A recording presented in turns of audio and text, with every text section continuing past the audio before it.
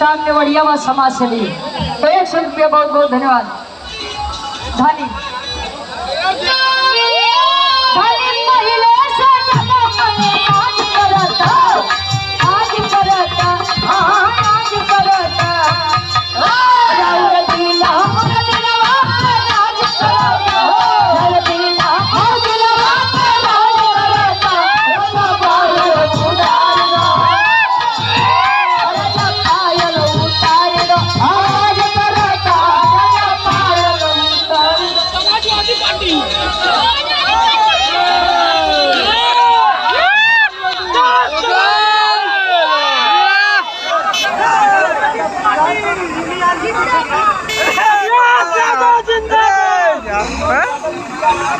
सब यादव